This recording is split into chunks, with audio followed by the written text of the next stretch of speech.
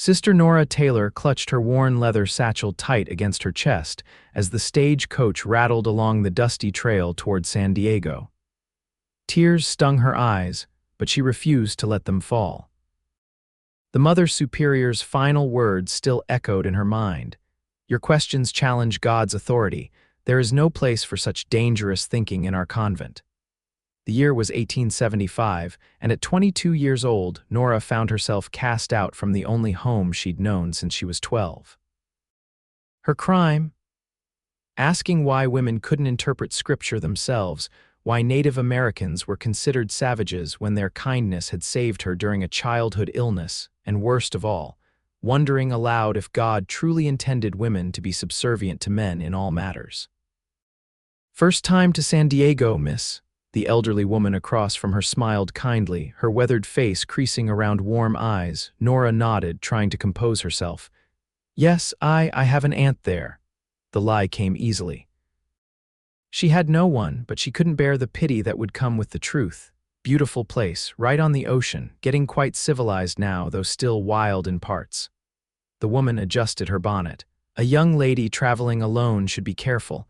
Nora's fingers tightened on her satchel. Inside were her few possessions: 2 dresses, undergarments, a hairbrush, a Bible, and $23 saved from teaching piano to local children. Not enough to sustain her for long, but it would have to do. I will be fine, Nora said with more conviction than she felt. Her education at the convent had prepared her to be a teacher or perhaps a governess. Surely she could find respectable work. The stagecoach lurched to a sudden stop, throwing Nora forward. Outside, men's voices rose in anger. Everybody out. The harsh command was followed by the driver's startled cry. The elderly woman paled. Road agents, she whispered. Nora's heart hammered as the stagecoach door was yanked open. A masked man leveled a pistol at them. Valuables. Now. The other passengers, the elderly woman, a traveling salesman, and a young man who'd slept most of the journey, began surrendering watches, money, and jewelry. When the robber turned to Nora, she clutched her satchel tighter. This is all I have in the world, she said, voice quavering but resolute. The robber reached for her bag. Don't make this difficult, sister. Leave her be. A deep voice cut through the tension. All heads turned toward a man on horseback who'd appeared seemingly from nowhere.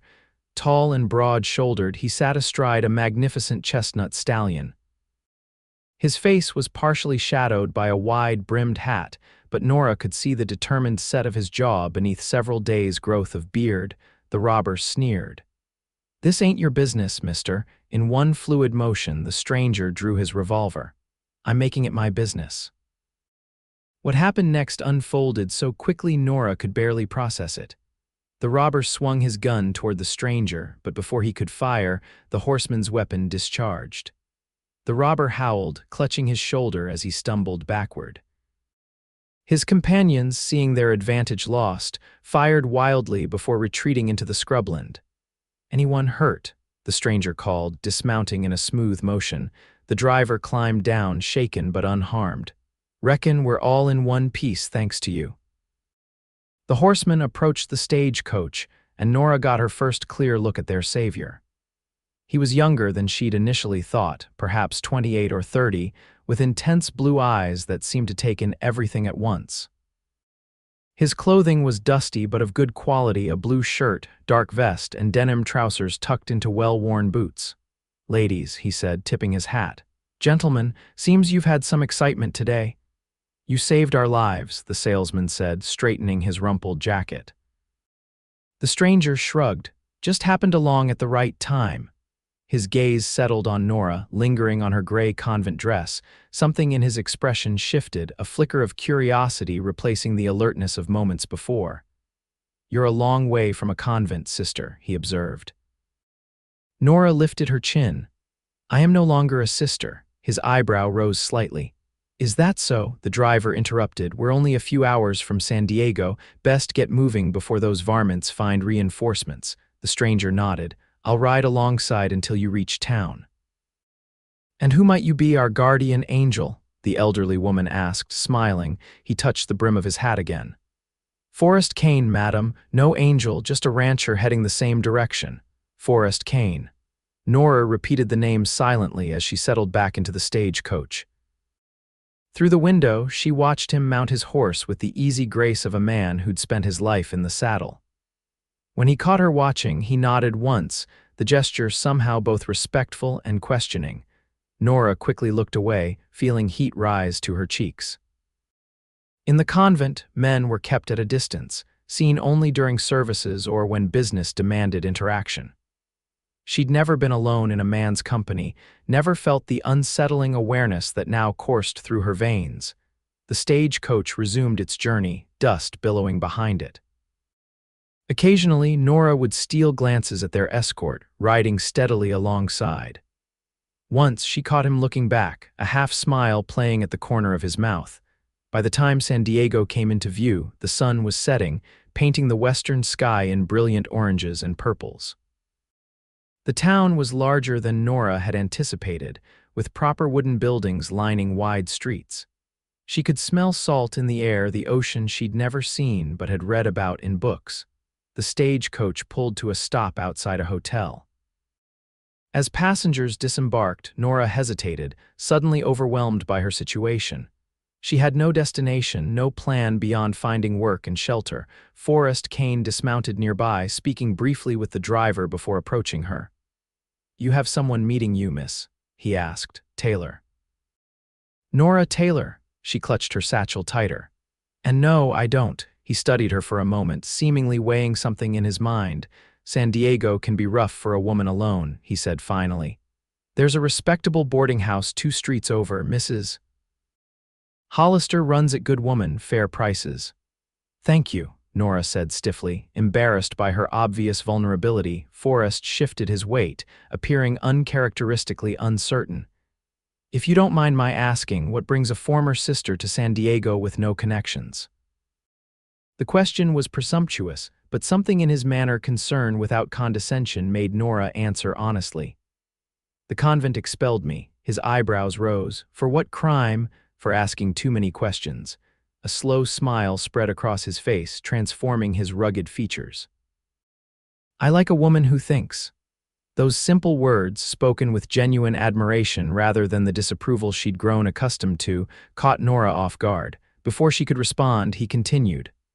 "My sister runs a dress shop here in town. She's always looking for help, educated help especially. If you're interested, I could introduce you tomorrow." Nora hesitated, wary of accepting favors from a man she'd just met. No matter how gallant his actions had been, reading her expression, he added, "No obligation, just an opportunity if you want it." The elderly woman from the stagecoach approached, having overheard. "Mr. Kane's family is well respected in these parts, dear. His sister Abigail is a fine woman." Decision made, Nora nodded. "I would appreciate the introduction, Mr. Kane." "Forrest," he corrected with another smile. "I'll escort you to the boarding house, then call for you at 10 tomorrow if that suits." As they walked the twilight streets of San Diego, Nora was acutely aware of his presence beside her, solid, reassuring, and undeniably masculine. It was improper to be alone with him, yet circumstances demanded practicality over propriety. "The convent must have found your questions very threatening," he commented as they turned onto a quieter street lined with neat houses. Nora sighed. "Mother Superior said curiosity in women leads only to sin and disappointment." "And what do you think?" The simple question startled her. No one had ever asked for her opinion on such matters. "I think God gave us minds to use them," she said carefully. "Man or woman?" Forrest nodded thoughtfully. "My father believed education was wasted on daughters, sent my brothers to university back east but refused my sister the same opportunity. She proved him wrong, building her business from nothing." They stopped before a 2-story clapboard house with a small, well-tended garden. A brass plaque announced, "Hollister Boarding House, respectable accommodations for ladies." "Here we are," Forrest said. "Mrs. Hollister's fair but strict. Mention my name, she'll treat you well." Nora turned to face him fully for the first time. In the lamplight, his eyes were remarkably blue against his sun-darkened skin. "Why are you helping me, Mr. Kane?" He considered her question seriously before answering. because everyone deserves a second chance at building the life they want. He touched the brim of his hat. Until tomorrow, Miss Taylor. Nora watched him walk away, his figure silhouetted against the darkening street. Tomorrow would bring a new chapter in her life, one she would write herself, not one dictated by convent walls or disapproving superiors. For the first time since leaving the convent, hope flickered in her chest, fragile but persistent, like a candle flame in the wind. Mrs. Hollister proved to be a robust widow in her 50s with shrewd eyes that missed nothing. She looked Nora up and down, noting her simple gray dress and modest demeanor. "So you're fresh from the convent, are you? Not in trouble, I hope?" The landlady's directness was startling after years of convent euphemisms.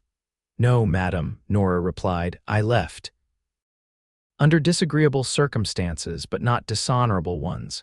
Mrs. Hollister nodded, seemingly satisfied. "Forrest Kane vouches for you, and that counts for something. He doesn't give his good word lightly." She named a weekly rate that would consume nearly half of Nora's meager savings in a month. "I hope to find employment quickly," Nora said, trying to mask her anxiety. "Most girls do," Mrs. Hollister replied, not unkindly. "Come, I'll show you to your room." The chamber was small but clean, with a narrow bed, washstand, and small writing desk. Through a tiny window, Nora could see rooftops silhouetted against the night sky. After Mrs. Hollister left, Nora sank onto the edge of the bed, suddenly exhausted by the day's events. She unpacked her few belongings, running her fingers over the spine of her Bible. Opening it, she touched the pressed wildflower hidden between its pages, a small purple bloom she'd collected on one of the rare occasions the sisters were allowed to walk in the countryside. It represented her secret rebellion, her private appreciation of beauty outside the convent's strict interpretations. That night, for the first time in 10 years, Nora said her prayers without the bell's prompting, without the rhythmic responses of other sisters. In the silence, her words felt more genuine, more truly hers. Sleep came fitfully, dreams filled with masked robbers, stern-faced mother superiors, and a pair of startlingly blue eyes that seemed to see straight through to her soul. Morning brought the sounds of a town awakening, cartwheels on cobblestones, merchants calling their wares, the distant foghorn of ships in the harbor. Nora dressed carefully in her best dress navy blue with modest white trim at the collar and cuffs. She arranged her chestnut hair simply, lamenting that the convent's strict rules had left her with little skill in fashionable styling. Mrs. Hollister provided a breakfast of porridge and toast, watching as Nora ate with the careful moderation ingrained by years of convent discipline. "Eat up, girl," the landlady urged. "You're too thin by half." At precisely 10 o'clock, a knock came at the front door. Mrs. Hollister answered it, exchanging familiar greetings with Forrest Kane before showing him to the small parlor where Nora waited. Forrest had transformed from the dusty horseman of yesterday. Clean-shaven now, wearing a well-tailored gray jacket over a crisp white shirt, he looked every inch the successful rancher. He removed his hat as he entered, revealing thick, dark hair in need of trimming. "Good morning, Miss Taylor," he greeted her. "I trust you slept well." "Well enough, thank you," she replied, conscious of Mrs. Hollister's watchful presence. "Abigail is expecting us," Forrest said. "Her shop is just a few blocks from here." Mrs. Hollister nodded approvingly. "Abigail Kane runs the finest dress shop in San Diego. You'd be fortunate to find a position there, Miss Taylor." Outside, the morning sun illuminated a town coming fully to life. Nora walked beside Forrest, maintaining a proper distance while trying to absorb every detail of her new surroundings. San Diego was a study in contrasts. Elegant brick buildings stood alongside rough wooden structures. Ladies in fashionable dresses shared boardwalks with laborers and sailors. "It's overwhelming after the convent," she admitted. Forrest nodded understanding. "San Diego's growing fast. When I was a boy, this was little more than a dusty outpost. Now look at it." "Have you lived here all your life?" "Born and raised on the ranch about 20 miles east," he replied. "Kane Ranch has been in the family since my grandfather's time. And yet you're in town today." Nora couldn't help her curiosity. Forrest smiled. "Ranch business, selling cattle, ordering supplies. I stay in town a day or two each month. Fortunate timing for your stagecoach yesterday." They turned onto a wide avenue lined with shops. Elegant painted signs advertised everything from millinery to hardware. Midway down the block, a storefront with large display windows caught Nora's eye. Behind the glass, two dressmakers' forms displayed gowns of remarkable craftsmanship, one in deep burgundy silk, the other in emerald green with delicate lace trim. The sign above read, "Kane Dressmaking and Millinery" in gold-leafed letters. "Your sister's shop?" Nora asked, suddenly nervous. "Indeed," pride was evident in his voice. "Started with one sewing machine in our father's barn, now she dresses half the ladies in San Diego County." A bell tinkled as they entered the shop. Inside was even more impressive than the window display suggested. Bolts of fine fabrics lined the walls, silks, satins, wools, and cottons in every imaginable color. Glass cases displayed ribbons, buttons, and trimmings. At the back, partially screened from view, several sewing machines waited beside cutting tables. A petite woman with Forrest's dark hair and blue eyes emerged from a back room, smiling warmly. Unlike her brother's height, she stood barely to his shoulder, but her presence filled the room with energy. "Forrest, you're early for once." She embraced him before turning curious eyes to Nora. "And you've brought a friend." "Abigail, this is Miss Nora Taylor," Forrest said. "Miss Taylor, my sister, Abigail Kane." Abigail extended her hand with a directness unusual for ladies of her evident status. "A pleasure, Miss Taylor. My brother mentioned you last night."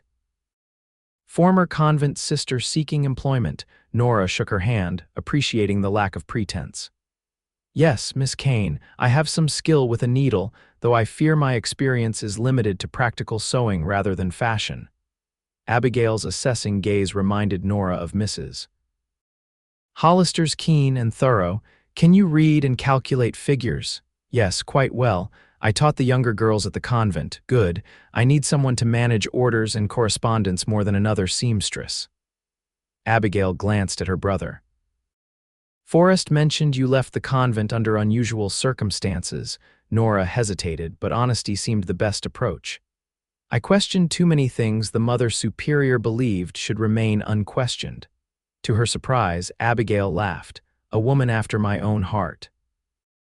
"When do you wish to begin?" Startled by the easy acceptance, Nora replied, "Immediately, if possible." "Excellent. Jane, my assistant, left to get married last month, and I've been drowning in ledgers and letters."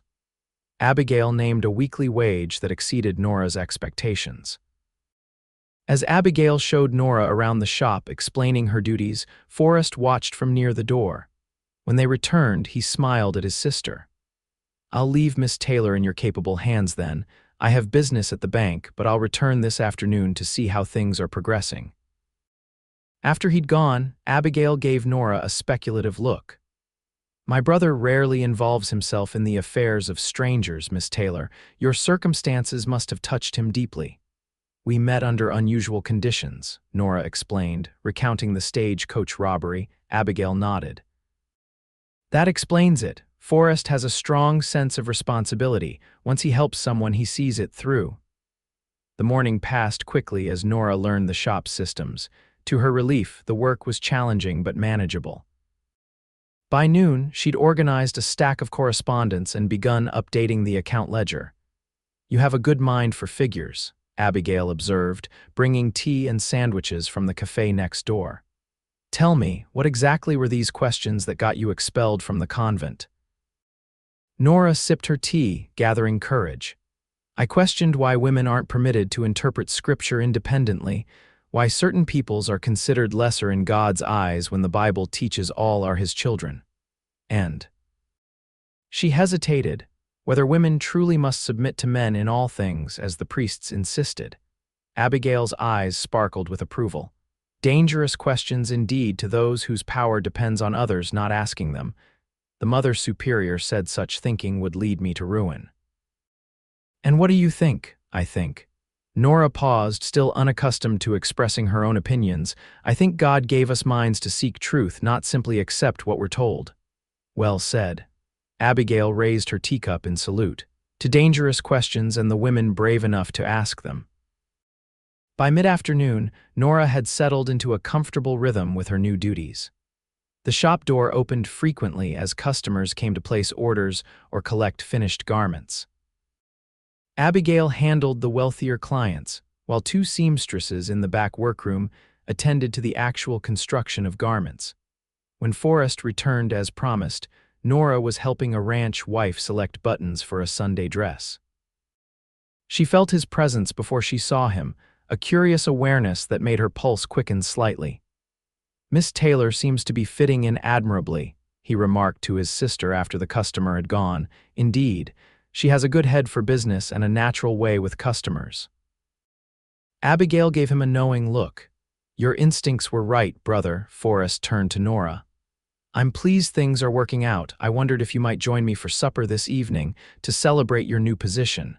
Nora hesitated, conscious of propriety. "I'm not sure that would be appropriate, Mr. Kane. Abigail will accompany us, of course," he added quickly. "The hotel dining room is quite respectable." "I insist," Abigail said.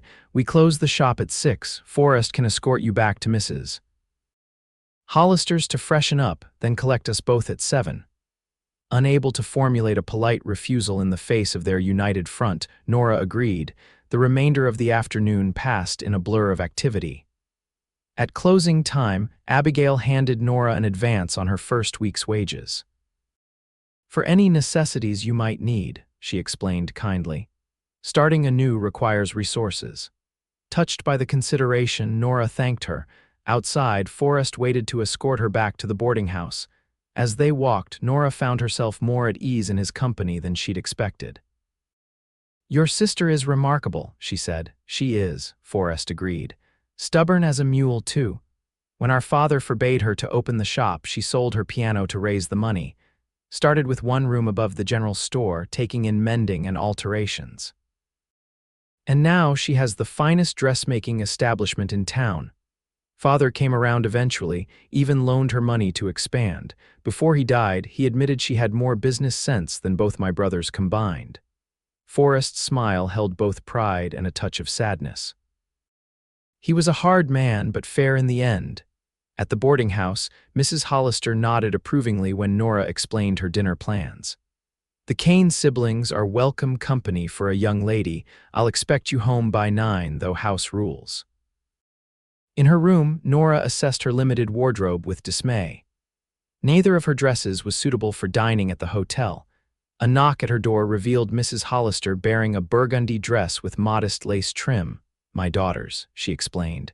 "She's married now, living in Sacramento. Left some things behind that might suit you until you can afford your own." The dress fit reasonably well, requiring only a few quick adjustments with pins.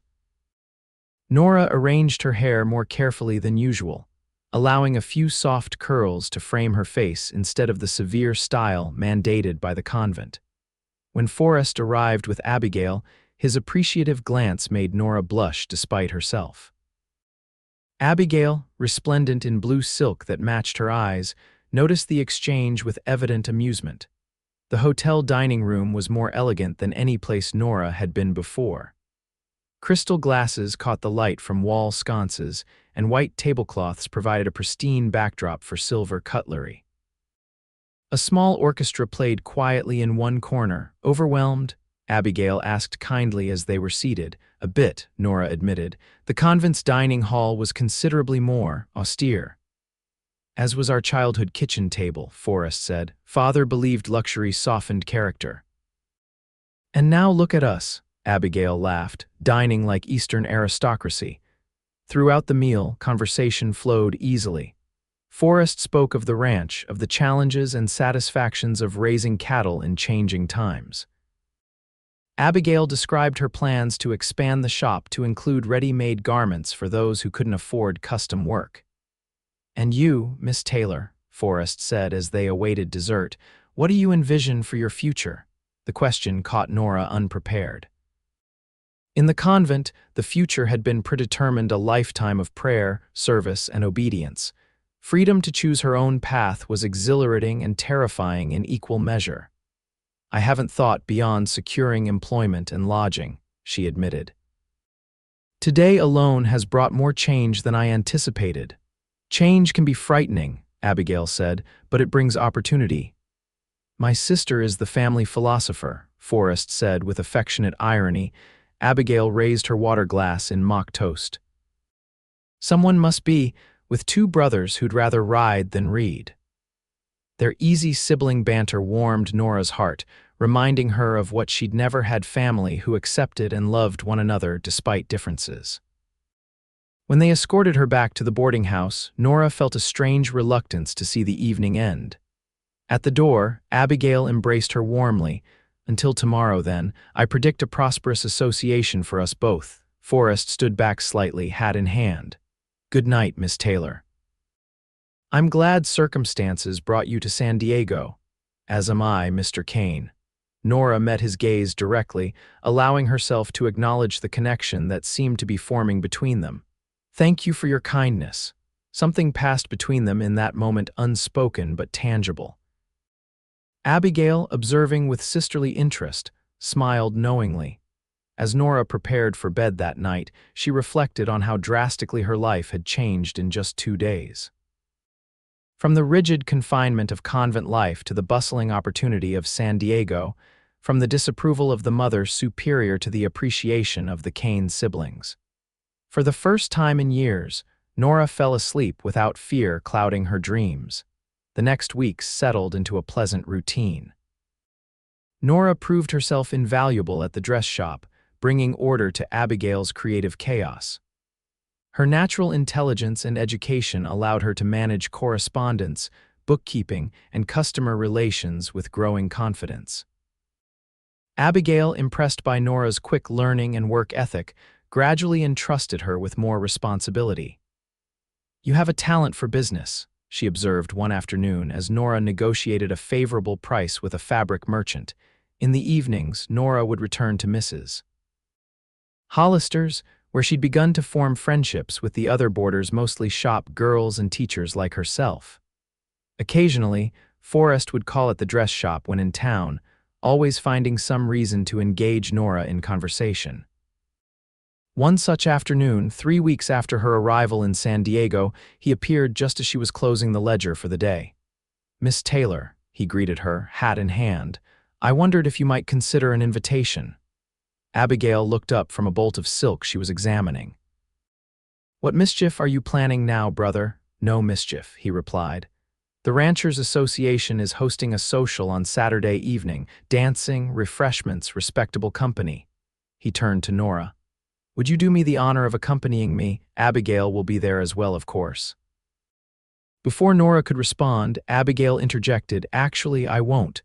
Mrs. Carmichael's daughter is getting married Sunday, and her dress needs final adjustments Saturday night. Forrest frowned slightly. Then perhaps another time. Nonsense, Abigail interrupted. Mrs. Hollister can act as chaperone. She always attends these functions. Nora found herself torn between propriety and desire. In the convent, dancing had been forbidden as a worldly temptation. Yet something in her longed to experience this normal pleasure, to feel music translate into movement. I would like to attend, she said finally, if Mrs. Hollister agrees. Forrest's smile was worth any risk to propriety. Excellent, I'll speak with her directly. After he'd gone, Abigail gave Nora a speculative look. My brother is quite taken with you, you know. Nora busied herself with straightening papers to hide her blush. He's been kind to a stranger, nothing more. Forrest is kind to many people, Abigail said, but I've never seen him escort anyone to a social function, not since Sarah Williams rejected his proposal 3 years ago. The revelation made Nora's heart beat faster. He was engaged, nearly. She chose a banker from San Francisco instead, more refined, she said. Abigail's tone made her opinion of Sarah Williams clear. It wounded his pride more than his heart, I think. Still, he's been cautious with women since. This new information made Nora both more anxious and more touched by Forrest's attention. That evening, Mrs. Hollister confirmed she would indeed be attending the social and could chaperone Nora. A respectable event, the landlady approved. And Forrest Kane is a gentleman, despite his occasionally rough manner. Saturday arrived with another dilemma. Nora had nothing suitable to wear to a social function. Her convent-approved dresses were far too plain, and even Mrs. Hollister's loaned burgundy dress seemed inadequate for the occasion. Abigail solved the problem by appearing at the boarding house that morning with a dress box. "Alone," she insisted when Nora protested. "From the shop's sample collection, it needs to be seen on a living person rather than a dressmaker's form." The dress was beautiful sapphire blue silk with a modestly scooped neckline and 3/4 sleeves finished with delicate lace. The color brought out the warm highlights in Nora's chestnut hair and made her gray eyes appear almost blue. When Forrest arrived that evening to collect her, his expression of appreciation made words unnecessary. He stood momentarily speechless in Mrs. Hollister's parlor, taking in the transformation from the serious young woman in plain dresses to the elegant lady before him. "Miss Taylor," he finally said, his voice slightly rough, "you look beautiful." The social was held in the town hall, decorated with lanterns and autumn flowers for the occasion. Musicians played on a small stage at one end, while tables laden with refreshments lined the opposite wall. The attendees were primarily ranching families from the surrounding area, with some townspeople mixed in. Nora felt nervous as Forrest led her into the hall, conscious of curious glances from those who recognized the former convent sister in their midst. Mrs. Hollister, resplendent in purple silk, nodded approvingly before joining her friends near the refreshment table. "Would you care to dance?" Forrest asked as the musicians began a waltz. Nora hesitated. "I'm afraid I don't know how. I'm a patient teacher," he said, offering his hand. His confidence gave her courage. On the dance floor, he placed one hand lightly at her waist, taking her right hand in his left. "Follow my lead," he murmured. 1, 2, 3, 1, 2, 3. At first, Nora concentrated so hard on her feet that she couldn't enjoy the music.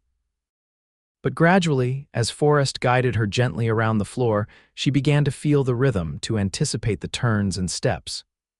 "You're a natural," he said, smiling down at her. The proximity was intoxicating, his hand warm against her waist, his shoulder solid beneath her fingertips.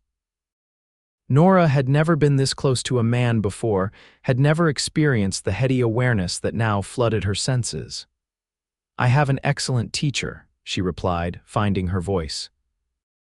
As the evening progressed, Nora danced not only with Forrest but also with several other gentlemen, the doctor, the bank manager, and a neighboring rancher introduced as Mr. Davidson. All were polite, but none made her heart race as Forrest did. During a break in the dancing, they stood near an open window, the cool evening air a welcome relief from the warmth of the crowded hall. "You're causing quite a stir," Forrest observed, handing her a glass of punch. "Half the men here are wondering who captured the attention of the confirmed bachelor Kane." "And the other half?" Nora asked, emboldened by the success of the evening, wondering how soon they can cut in for another dance. His eyes crinkled with amusement. "Davidson's made 3 attempts already." "I prefer my current company," she said, surprising herself with her forthrightness. Something shifted in Forrest's expression, the amusement giving way to a more intense emotion. "Nora," he began, the first time he'd used her given name. They were interrupted by Mrs. Hollister appearing at Nora's elbow. "Miss Taylor, I've just learned the most distressing news. Sister Margaret from your former convent is visiting relatives in town and attended services at St. Joseph's this morning."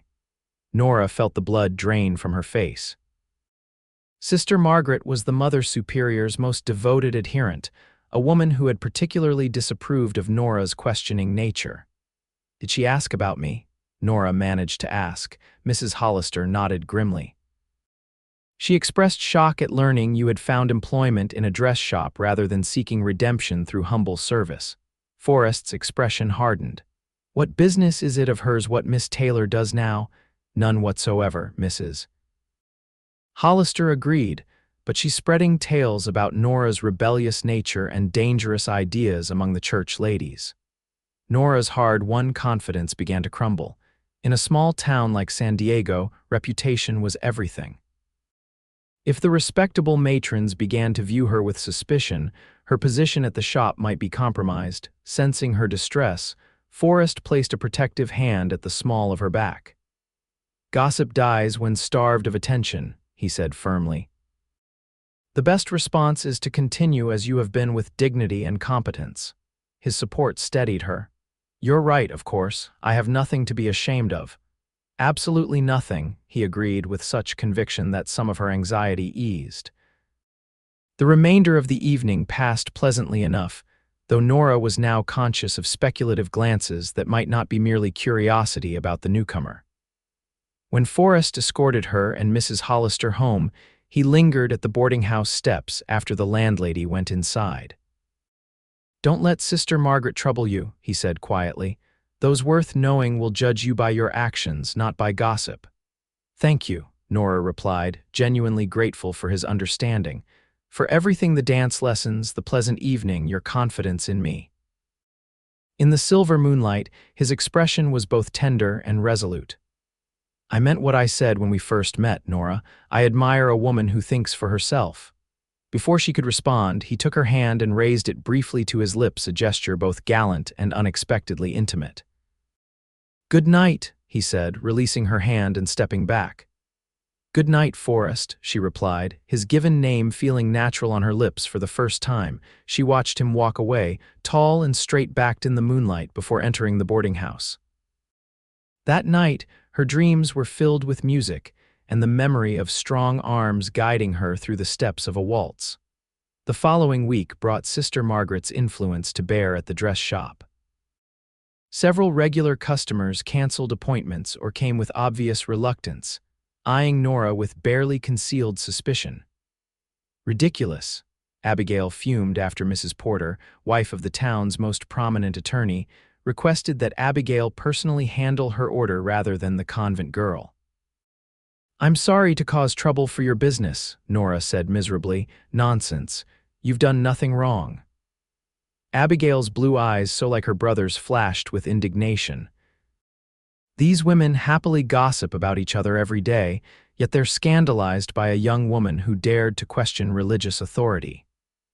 Despite Abigail's support, Nora felt the weight of disapproval from certain quarters of San Diego society. It was painfully reminiscent of the convent, where any deviation from accepted thought was treated as dangerous rebellion. On Wednesday afternoon, a woman Nora had never seen before entered the shop. Tall and elegantly dressed in a traveling costume of rich brown wool, she carried herself with the confidence of wealth and position. "May I help you?" Nora asked, setting aside the inventory list she'd been working on. "I'm looking for Abigail Kane," the woman said, her accent suggesting Eastern education. "She's with a client at the moment. May I tell her who's calling?" "An old friend." The woman removed her gloves, revealing slim hands adorned with expensive rings. "I understand you're the young lady causing such a stir in town, the convent sister who asks too many questions." Nora stiffened. "I am Nora Taylor, yes, no longer a sister." To her surprise, the woman smiled warmly. "Victoria Harrington, pleased to meet you, Miss Taylor." She extended her hand. "Any woman brave enough to challenge the church's view on a woman's place has my immediate respect." Bewildered by this unexpected ally, Nora shook her hand. "Thank you, Mrs. Harrington." "Miss Harrington," she corrected. Resolutely unmarried, "I own the San Diego Tribune," understanding dawned. The Tribune was the town's newspaper, known for its progressive views and occasional controversies. "Victoria," Abigail emerged from the fitting room, embracing the newcomer warmly. "What perfect timing. I've just finished with Mrs. Whittaker." "Abigail, darling." Miss Harrington returned the embrace with equal affection. "I've been away too long, and I see you've hired someone interesting in my absence." Abigail laughed. "Trust you to immediately identify the most controversial person in my shop." "Controversy is my business," Miss Harrington replied with a wink at Nora. "Now, shall we discuss this over lunch? Miss Taylor must join us, of course." Before Nora could formulate an excuse, she found herself swept along to the hotel restaurant by the two women. Over a leisurely meal, Victoria Harrington revealed herself to be not only the newspaper's owner, but also a vocal advocate for women's education and suffrage. The West offers opportunities for women that simply don't exist back east. she explained passionately. Here, a woman can own property, operate a business, even participate in local governance in some places. Why shouldn't we have the vote as well? Nora, accustomed to keeping her more radical thoughts private, found Miss Harrington's openness both shocking and exhilarating. That's precisely the sort of question that got me expelled from the convent, she admitted. Then the convent's loss is San Diego's gain, Victoria declared. We need more women willing to ask uncomfortable questions. By the time they returned to the shop, Nora had been thoroughly charmed by Victoria Harrington's intelligence and conviction. As they parted, the newspaper owner made an unexpected offer. The Tribune publishes a ladies' page each Saturday. I've been looking for someone to contribute articles of substance rather than merely fashion notes and society gossip. Would you consider writing something, Miss Taylor? Perhaps about your experiences at the convent or your thoughts on women's education. The offer was both tempting and terrifying. I'm not sure I'm qualified, Nora hedged. Nonsense, Victoria dismissed her concerns. You're educated, thoughtful, and have a unique perspective. Think about it. The pay is modest but fair. After she'd gone, Abigail smiled at Nora's stunned expression. Victoria tends to have that effect on people. She's a force of nature. She wants me to write for the newspaper, Nora said, still processing the conversation, about my views on women's education. Will you? Nora considered the question seriously. It would likely make my position in town even more precarious. Or it might show people there's more to you than Sister Margaret's gossip suggests. Abigail straightened a display of ribbons. Besides, my brother would approve heartily. The mention of Forrest made Nora's cheeks warm. They had not spoken since the social, as he had returned to the ranch for an extended period. His absence had been more keenly felt than she cared to admit. Would he? She asked, trying to sound casual. Abigail's knowing smile suggested she wasn't fooled. Forrest has always respected independent thinking, especially in women. Our mother was quite progressive for her time educated in Boston before marrying our father. She taught us that intelligence is neither male nor female. The insight into Forrest's background helped explain his unusual attitudes. Most men of Nora's acquaintance, primarily priests, and the fathers of convent students, viewed women's intelligence as either non-existent or dangerous. That evening in her boarding house room, Nora began drafting an article. After several false starts, she settled on discussing the value of questioning rather than blind acceptance, drawing parallels between faith and education. True understanding, whether of scripture or science, comes not from memorization but from thoughtful inquiry, she wrote. To question is not to reject, but to seek deeper comprehension. By midnight, she had completed a piece that expressed her views without directly criticizing the church. After careful revision the next day, she delivered it to the Tribune office, where Miss Harrington read it on the spot. Excellent, she pronounced. Thoughtful without being inflammatory. We'll publish it this Saturday. The article appeared under the byline N. Taylor, accompanied by a small note identifying the author as formerly of St. Mary's Convent, now employed at Kane Dressmaking and Millinery. The response was immediate and divided. Some customers came to the shop specifically to meet the author, expressing appreciation for her measured perspective. Others canceled orders or crossed to the opposite side of the street when they saw Nora through the shop window. Mrs. Hollister reported similar division among her boarders and acquaintances. Half think you're a dangerous radical, she told Nora over breakfast, and half think you're refreshingly sensible. The Reverend Morris mentioned your article in his sermon yesterday not by name, but everyone knew what he meant when he warned against modern notions undermining traditional values. Despite the controversy, or perhaps because of it, business at the dress shop remained steady. Victoria commissioned a second article, this one on the practical benefits of women's education for family life. Educated mothers raise educated children, Nora wrote. A woman who understands mathematics can manage household accounts more effectively. One who comprehends science can better care for her family's health. One who appreciates literature can nurture imagination and moral reasoning in the next generation. This article generated less controversy but more thoughtful discussion. Several mothers sought Nora out to discuss educational opportunities for their daughters. Even Mrs. Porter returned to the shop, admitting grudgingly that she had found Nora's perspective not entirely without merit. Forrest returned to town nearly 3 weeks after the social. He appeared at the dress shop late one afternoon, dust from the trail still on his clothes, hat in hand. "Miss Taylor," he greeted her, his voice warm with pleasure. "I trust you've been well." "Very well, thank you," she replied, conscious of Abigail observing their reunion with undisguised interest. "I've heard you've become something of a local celebrity in my absence," he said, eyes twinkling. "A published author no less," Nora blushed, "hardly celebrity status. Just a few modest thoughts on paper." "I read both articles," he told her. "Eloquent and persuasive, you have a gift for presenting challenging ideas in a palatable manner." His genuine admiration meant more than all the other positive reactions combined. Before she could respond, he continued, "I wondered if you might join me for a ride on Sunday afternoon. The weather promises to be fine, and there's a particularly beautiful stretch of coastline I'd like to show you." The invitation was unexpected but welcome. "I would like that very much," Nora said, "though I must admit I have little experience with horses." "Old Daisy is gentle as a lamb," he assured her, "and I'll be right beside you."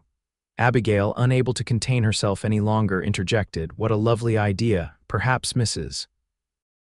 Hollister would agree to accompany you as chaperone." Forrest nodded, though Nora thought she detected a flicker of disappointment cross his features. "Of course, I'll speak with her directly." After he'd gone, Abigail sighed dramatically. "My brother is painfully proper when his heart is involved. Any other man would have tried to secure a private outing with you." "Then I appreciate his propriety," Nora said firmly, though part of her wondered what it might be like to spend time alone with Forrest, away from watchful eyes. Sunday dawned clear and mild, perfect for riding along the coast. Nora dressed carefully in a practical skirt and jacket borrowed from Abigail, suitable for horseback riding. Mrs. Hollister, though agreeing to serve as chaperone, announced at breakfast that her rheumatism was troubling her too much for riding. "My nephew Timothy will accompany you instead," she declared. "He's visiting from Los Angeles and needs fresh air." Timothy Hollister proved to be a pleasant young man of about 18, more interested in the horses than in serving as chaperone. When Forrest arrived with 3 saddled horses, Timothy immediately engaged him in detailed questions about breeding and training. Forrest helped Nora mount Daisy, a placid brown mare who seemed untroubled by her inexperienced rider. "Keep a gentle hand on the reins," he instructed, adjusting her grip. Daisy responds to the slightest pressure. His hands were warm on hers, calloused from ranch work yet gentle in their guidance. The brief contact sent a thrill through Nora that had nothing to do with nervousness about riding. Their route took them through town and then south along a trail that followed the coastline. Timothy rode ahead, clearly enjoying the freedom and speed his mount allowed. Forrest stayed beside Nora, matching Daisy's sedate pace. "You're a natural," he observed as she grew more confident. "Most first-time riders grip the reins too tightly or lean too far forward." "I'm trying to remember everything you told me," Nora replied, concentrating on maintaining her balance as Daisy navigated a slight incline. The coastal scenery was magnificent blue ocean stretching to the horizon, waves breaking against rocky outcroppings, sandpipers darting along the shoreline. After about an hour's ride, they reached a small cove sheltered by towering cliffs. "This is the place I wanted to show you," Forrest said, dismounting and helping Nora down from Daisy. The touch of his hands at her waist made her breath catch. Timothy, having ridden ahead to the beach, called back that he was going to look for shells along the tide line. His diminishing figure gave them the first semi-privacy they'd experienced. "It's beautiful," Nora said, gazing at the pristine cove with its crescent of white sand.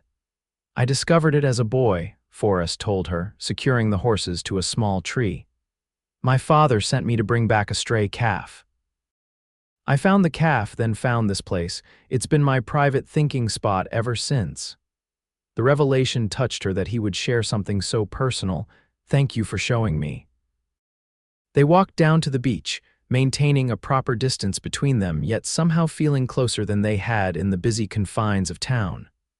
Near the water's edge, they sat on a sun-warmed rock, watching waves roll onto shore. "May I ask you something personal?" Forrest said after a comfortable silence. "Of course. What made you choose the convent in the first place? You don't strike me as someone naturally inclined toward that life." The question was perceptive and not one Nora had been asked before. Most people assumed orphaned girls entered convents from necessity rather than choice. "My parents died when I was 12, influenza," she explained. "My only relative was an uncle who had no interest in raising a girl. The convent offered education as well as shelter." Forrest nodded, understanding. "And at 12, education would have seemed a precious opportunity." It was. The sisters taught Latin, mathematics, literature subjects many girls never encounter. Nora traced patterns in the sand with the toe of her borrowed boot. "For years, I was grateful and never questioned the restrictions that came with that education." "What changed? I grew up," she said simply. "Began to see inconsistencies between what we were taught about God's love for all his children and how the world was actually ordered. Began to wonder why questions were treated as threats rather than opportunities for deeper understanding." Forrest's expression was contemplative. "My father used to say questions are like dynamite, useful tools in the right hands, dangerous weapons in the wrong ones." "And who decides which hands are right?" Nora asked, the question that had ultimately led to her expulsion. "Exactly." His smile held appreciation for her quick mind. "That's the question that threatens those in power." They talked for nearly an hour, ranging from philosophy to practical matters of ranch management to Nora's growing interest in writing. Timothy's return with a collection of shells eventually reminded them of the time. The ride back to town was companionable, with Timothy regaling them with tales of his adventures in Los Angeles. As they approached the boarding house, Forrest asked Nora if she would join him for dinner the following evening. "Just the two of us," he added quietly. "If that would be acceptable to you." The invitation represented a significant step, a formal courtship rather than the casual interactions they'd shared thus far. Nora felt both excited and apprehensive. "I would like that very much," she said, meeting his gaze directly. His smile was worth any risk to her reputation. "I'll call for you at 6, then." That evening, as Nora prepared for bed, a knock came at her door. Mrs. Hollister stood outside, her expression grave. "Sister Margaret came to see me today," she said without preamble, "while you were out riding." Nora's stomach tightened with apprehension. What did she want? To warn me about harboring a young woman of questionable character under my respectable roof. Mrs. Hollister's tone made her opinion of this assessment clear. She implied that your relationship with Forrest Kane might not be entirely proper. Indignation flared within Nora. "That's absurd. Mr. Kane has been nothing but respectful." "I know that," Mrs. Hollister said calmly. "I told her in no uncertain terms that you are a model boarder and that Forrest Kane is a gentleman of impeccable reputation." Relief flooded through Nora. "Thank you. However," the landlady continued, "I feel obligated to advise caution. If you and Mr. Kane are developing an attachment, it would be wise to ensure all appearances remain above reproach.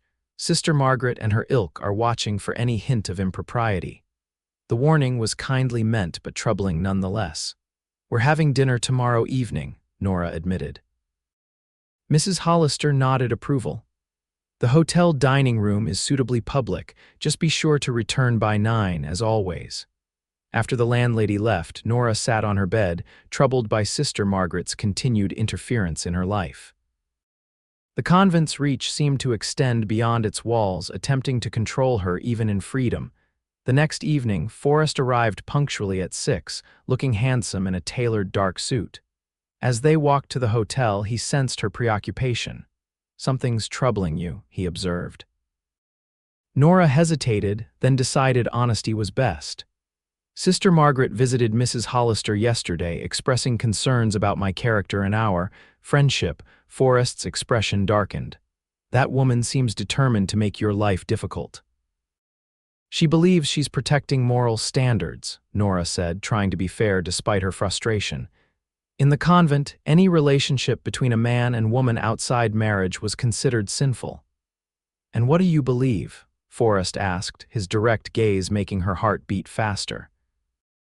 I believe intentions matter more than appearances, Nora replied carefully, and that true morality comes from within, not from following rules without understanding their purpose. His smile returned. Well said, Miss Taylor.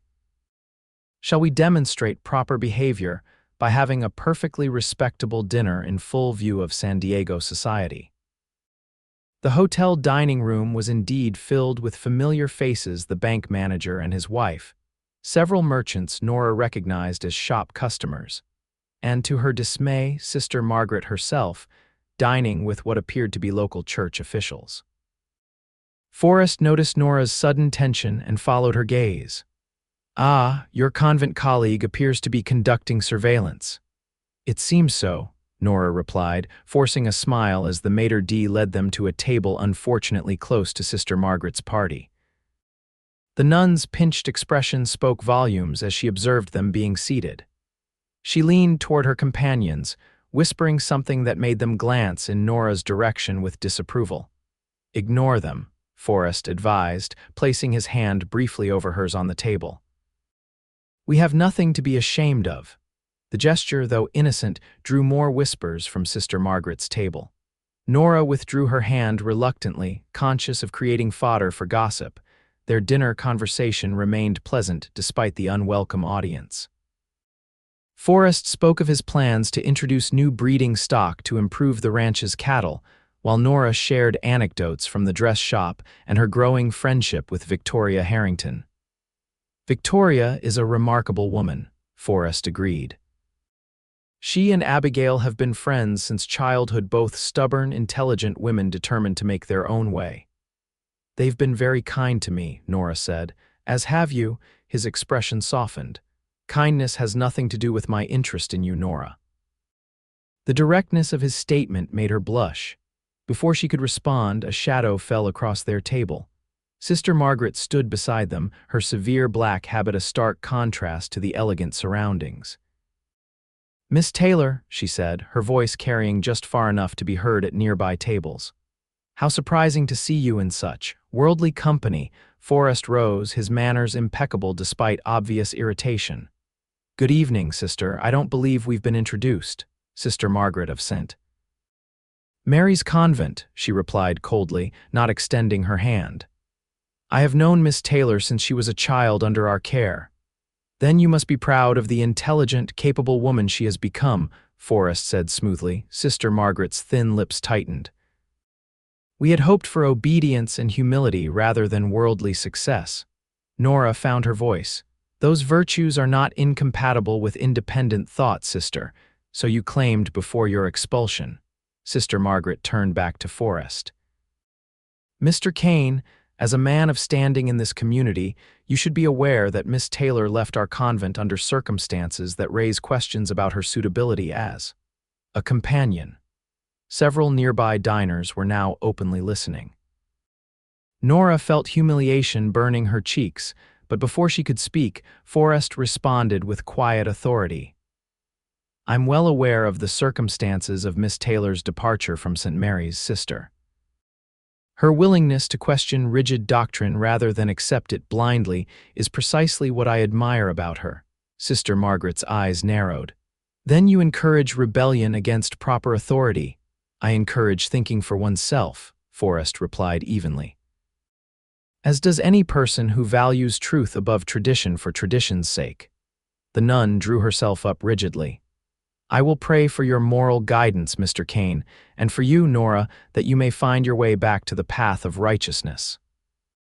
As she swept away, Nora felt a curious mixture of mortification and pride, mortified by the public confrontation but proud of Forrest's unwavering support. I'm sorry, she said quietly when they were alone again. She seems determined to make me a cautionary tale for other young women who might question convent teaching. Forrest's expression was contemplative as he resumed his seat. Don't apologize for her behavior. If anything, she's demonstrated exactly why your questions were so threatening, because they challenge a system that depends on unquestioning acceptance. The remainder of their meal passed without further incident, though Nora was conscious of curious glances from other diners. When Forrest escorted her back to the boarding house, they paused on the front step. I won't pretend that wasn't uncomfortable, he said, but please don't let it discourage you. It won't, Nora assured him, finding strength in his confidence, though I regret involving you in my difficulties. Forrest shook his head. I chose to be involved, Nora. He hesitated, then continued with careful deliberation. Because my interest in you goes beyond friendship, and I wanted you to know that. The simple declaration made her breath catch. Even knowing that association with me might complicate your standing in town, especially knowing that, he said with a half-smile. Anyone who would judge me for admiring your intelligence and courage isn't someone whose opinion I value. In that moment, Nora realized how deeply her feelings for him had grown from gratitude to friendship to something much more profound. I feel the same, she admitted softly. The look that passed between them held promise and understanding. Forrest took her hand, pressing it gently between both of his. Good night, Nora. May I call on you again soon? I would like that very much. As October gave way to November, Forrest's visits to town became more frequent. He made no secret of calling at the dress shop or escorting Nora to various respectable activities, church socials, lectures at the town hall, afternoon concerts in the park. Abigail observed their growing attachment with evident satisfaction, while Mrs. Hollister maintained a benevolent oversight that kept gossip to a minimum. Sister Margaret eventually returned to St. Mary's Convent, but her influence lingered in certain circles. Victoria Harrington, however, had become Nora's champion in town, publishing her articles regularly and introducing her to San Diego's more progressive citizens. One crisp November afternoon, Forrest arrived at the shop with an unusual invitation. I'd like to show you the ranch, he said. Abigail will accompany us, of course. Perhaps this Saturday, if you're free. The prospect of seeing where Forrest lived and worked filled Nora with excitement. I would love to. Saturday dawned clear and cool, perfect weather for the 20-mile journey to Kane Ranch. Forrest arrived with a comfortable buggy rather than saddle horses, considering the distance. Abigail, dressed in a practical riding outfit, was clearly looking forward to visiting her childhood home. As they traveled eastward from San Diego, the landscape gradually transformed from coastal plains to rolling hills, dotted with oak trees and patches of chaparral. Forrest pointed out landmarks along the way, a mission dating back to Spanish rule, an ancient oak where stage coaches once stopped for fresh horses, the distant mountains that marked the edge of the desert beyond. The land changes so dramatically in such a short distance, Nora marveled. That's what makes ranching here challenging and rewarding, Forrest explained. Different terrain supports different grazing at different times of year. You have to understand the land's rhythms.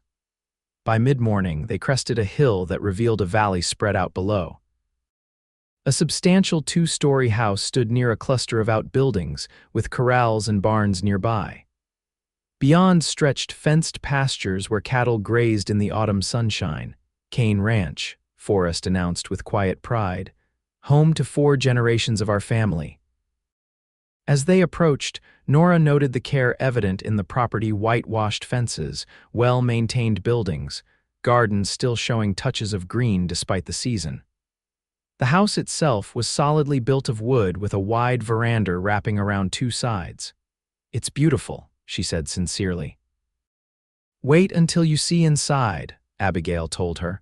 Our mother made it a real home, not just a rancher's dwelling. They were greeted by Miguel Ortiz, the ranch foreman who had worked for the Kane family since Forrest was a boy. His wife, Elena, served as housekeeper, maintaining the property when Forrest was away on business. Elena welcomed them warmly, especially Abigail, whom she embraced like a daughter. Too long since you visit, she scolded affectionately. And you bring a friend, welcome, señorita. The interior of the house reflected both practicality and comfort, solid furniture built to last, colorful woven rugs softening plank floors. Bookshelves filled with volumes on topics ranging from animal husbandry to classical literature. Our mother's influence, Abigail explained, noticing Nora's interest in the extensive library. She insisted her children would be educated, even on a cattle ranch miles from town. Alina insisted on preparing a substantial meal before any tour of the property could commence. Over chicken enchiladas, beans, and fresh baked bread, Forrest and Abigail shared stories of their childhood adventures in the hills, mishaps with ranch animals, their mother's insistence on proper grammar even during cattle roundups. Father would be shouting instructions to the cowhands while Mother corrected his sentence structure, Abigail recalled, laughing. He'd get so exasperated. After lunch, Forrest showed Nora around the property, the barns where new calves were sheltered, the blacksmith shop where tools were repaired, the springhouse that kept milk and butter cool even in summer heat. Abigail had remained behind to help Alina with seasonal preserves, giving them a rare opportunity to speak privately. "Do you miss it?" Nora asked as they walked toward a small rise overlooking the valley. "When you're in town on business, every day," Forrest admitted. "The ranch is part of me in a way that's hard to explain. Each tree, each bend in the creek, each pasture, they're like old friends." His obvious connection to the land moved her. In the convent, possessions and attachments to places were discouraged as worldly distractions. Yet there was something deeply spiritual in Forrest's relationship with his land, a stewardship rather than mere ownership. "I never had a home like this," Nora said softly. "The convent was shelter, not home." Forrest's expression softened with understanding. "Everyone deserves a place where they truly belong." The simple statement held layers of meaning that made Nora's heart quicken. Was he suggesting what she hoped he might be? They had reached the top of the small hill where a single oak tree provided shade. The view spread out in all directions, the ranch buildings below, distant hills beyond, a creek winding through the valley. "This is my favorite spot on the property," Forrest said, gesturing for her to sit on a flat rock beneath the tree. "My grandfather proposed to my grandmother under this very tree, my father to my mother as well." Nora's pulse raced at the implication. They had known each other only 2 months, yet in that time they had shared thoughts, values, and experiences that created a deeper connection than many longer acquaintances. "It's a beautiful place for important conversations," she said carefully. Forrest smiled, seeming pleased that she understood his intent. He took her hand, his expression growing serious. "Nora, I didn't bring you here just to show you the ranch. I wanted you to see what my life is, what our life could be if you wanted it." Though she had anticipated this moment, the reality of it left her momentarily speechless. Forrest continued, his voice steady despite the emotion evident in his eyes. "I know we've known each other a relatively short time. I know your experience of the world is still expanding after years in the convent. If you need more time before considering a permanent attachment, I understand completely." Nora found her voice. "Are you proposing, Forrest?" His smile widened at her directness. "I am, rather inelegantly, it seems." "No," she contradicted, squeezing his hand. "It's perfect. Here in this place that means so much to you." Hope flared in his eyes. Then, "I don't need more time," Nora said with certainty. "These past months have taught me to trust my judgment, to recognize truth when I see it. And the truth is, I love you." The words, once spoken, felt right as if they had been waiting within her all along, needing only courage to release them. Forrest's expression transformed with joy. "I love you too, Nora, more than I thought possible." He reached into his pocket, withdrawing a small box. "This was my mother's," he said, opening it to reveal a gold ring set with a single pearl surrounded by tiny diamonds. "She made me promise to give it only to a woman of intelligence and character, someone who would be a true partner." Tears welled in Nora's eyes as he slipped the ring onto her finger. "I will try to be worthy of it and of her son." "You already are," he assured her, then leaned forward to kiss her for the first time. The kiss was gentle yet filled with promise of shared days, of challenges faced together, of a life built on mutual respect and love. When they parted, Nora felt as though something fundamental had shifted within her world. "Shall we tell Abigail?" she asked, smiling through happy tears. Forrest laughed. "She probably already knows. My sister has an uncanny ability to predict these things." Indeed, when they returned to the house hand in hand, Abigail took one look at them and exclaimed, "Finally, I was beginning to think you'd lost your courage, brother." Elena crossed herself, murmuring a blessing in Spanish before embracing Nora warmly. "Welcome to the family, Niña." That evening, as they drove back to town beneath a canopy of stars, Nora felt a sense of rightness that transcended all the uncertainties of her recent life.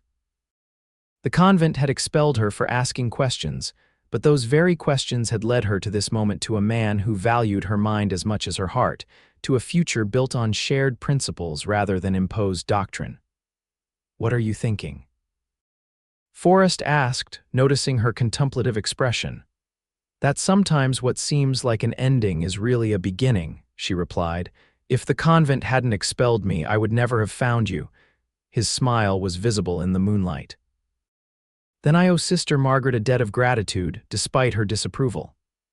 "Perhaps we should invite her to the wedding," Nora suggested mischievously. Forrest laughed. "Only if you promise not to ask any difficult questions during the ceremony." "I can't promise that," Nora said, leaning against his shoulder as Abigail dozed across from them. "After all, you like a woman who thinks." "I do," he agreed, pressing a kiss to her temple. "More than anything in the world." Their December wedding was a blend of tradition and the progressive spirit that characterized their relationship. Held in the town's Unitarian church, rather than the Catholic cathedral, the ceremony included readings Nora had selected from both scripture and literary sources. Victoria Harrington, who had become a dear friend, read a passage from Emerson about self-reliance and truth. Abigail served as maid of honor, radiant in blue silk that matched her eyes. Forrest's brothers, one a rancher in Northern California, the other a lawyer in Sacramento, stood as his groomsmen. To Nora's surprise, Mrs. Hollister had extended an invitation to Sister Agnes, the one nun from St. Mary's who had always encouraged Nora's intellectual curiosity. The elderly sister attended the ceremony with the Mother Superior's reluctant permission. Her presence, a quiet affirmation that not all within the convent shared Sister Margaret's rigid views. After the ceremony, a reception was held at the Grand Hotel, where San Diego's citizens, some who had initially shunned Nora for her controversial opinions, now came to congratulate the new Mrs. Kane. Even Mrs. Porter, who had been among the first to avoid the convent girl, approached with genuine good wishes. "Your articles have made me reconsider how I'm educating my daughters," she admitted. "Perhaps there's merit in encouraging them to ask more questions." That evening, as Forrest drove his bride to the ranch that would now be her home as well as his, Nora reflected on how completely her life had transformed in just 3 months. "Happy?" Forrest asked, noting her thoughtful expression. "More than I ever imagined possible," she assured him, the pearl on her finger catching moonlight as she placed her hand over his. The years that followed brought challenges and joys in equal measure. Nora's articles for the Tribune evolved into a regular column on education and women's issues, gaining readership beyond San Diego. Abigail expanded her dress shop to include a millinery department, becoming the most successful woman business owner in the county. Forrest and Nora worked side by side to make Kane Ranch prosper, her organizational skills complementing his practical knowledge. When their first child, a son named James, arrived in 1877, Nora adapted her writing schedule to motherhood, but never abandoned it entirely. "A thinking mother raises thinking children," she wrote in a particularly popular column. James was joined by a sister, Elizabeth, in 1879 and another brother, William, in 1881. As the children grew, so did Nora's determination that education should be available to all young people in their rural area. In 1885, she and Forrest donated land and funds to build a proper schoolhouse to replace the inadequate one-room structure that had served the ranching community for decades. Children need to learn facts, Nora told the school board, but more importantly, they need to learn how to question, analyze, and think independently. The Kane School, as it came to be known, attracted qualified teachers with its progressive curriculum and relatively high salaries. By the 1890s, it had gained a reputation throughout California as a model for rural education. In 1895, when Victoria Harrington decided to move east to work for a larger newspaper, she offered Nora the opportunity to purchase the Tribune. After careful consideration and many discussions with Forrest, Nora accepted, becoming one of the first women newspaper owners in the West. "The written word has power to change minds and hearts," she wrote in her first editorial as owner. "This paper will continue to seek truth, challenge complacency, and represent the diverse voices of our growing community."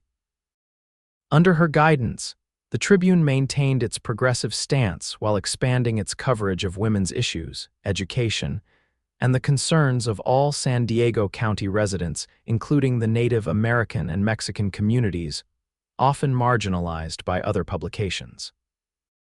Through all these professional accomplishments, Nora's partnership with Forrest remained the cornerstone of her life. Their mutual respect and shared values created a marriage that defied the conventional wisdom of their time, he valuing her intellect and independence, she appreciating his strength that never needed to dominate. "We complement each other," Forrest once observed on their 15th anniversary. "Like two halves of a whole." "No," Nora corrected gently, "like two wholes that choose to journey together."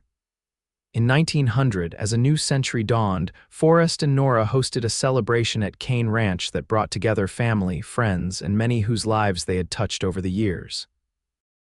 Their children, James now studying law at Stanford, Elizabeth preparing to enter medical school, one of the few accepting women students, and William learning the ranching business from his father represented the future they had worked to create. Mrs. Hollister, now in her 70s but still sharp-minded, attended with her nephew Timothy, who had become a successful businessman in Los Angeles. Abigail came with her husband of 10 years, a widowed banker who had finally persuaded her that marriage need not mean surrendering independence. Among the most surprising guests was Sister Agnes, now retired from active service at St. Mary's, but still committed to encouraging young women's education. She brought news that the convent had gradually modernized its approach under a new Mother Superior, partly in response to the success of former students like Nora. "Your questions eventually found answers," she told Nora with a mischievous smile, "even within convent walls." As twilight fell on that celebration, Forrest found Nora standing alone beneath the oak tree where he had proposed 25 years earlier. The ranch spread out below them, peaceful in the gathering dusk. "Remembering?" he asked, slipping an arm around her waist. "Marveling," she corrected, leaning into his embrace, "at how one moment can change everything if that stagecoach hadn't been robbed." "I would have found you somehow," Forrest said with certainty. "Some questions are meant to be asked, just as some people are meant to find each other." Nora turned in his arms, studying the face she had loved for a quarter century. The years had added silver to his hair and lines around his eyes, but the essential Forrest remained unchanged, strong, principled, and still capable of looking at her with the same admiration he'd shown when they first met. "You know what Sister Margaret told me the day I left the convent?" She asked. "She said my questions would lead me to ruin." Forrest smiled, touching her cheek gently. "And instead they led me to you," Nora replied, "to a man who said he liked a woman who thinks." "The smartest thing I ever said," Forrest murmured, bending to kiss his wife as stars began to appear in the evening sky, a kiss that still held the promise of shared tomorrows, and a love built on the foundation of mutual respect and understanding. In the distance, their children's laughter mingled with the sounds of celebration, a testament to the life they had created together, asking questions and finding answers in each other's arms.